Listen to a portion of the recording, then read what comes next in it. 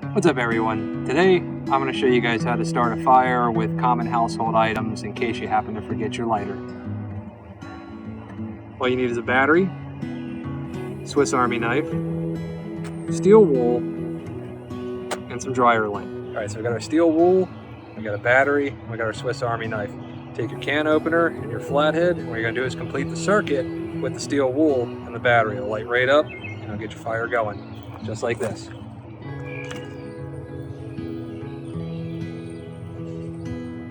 Okay, I didn't have it covering enough. I'd say that's working.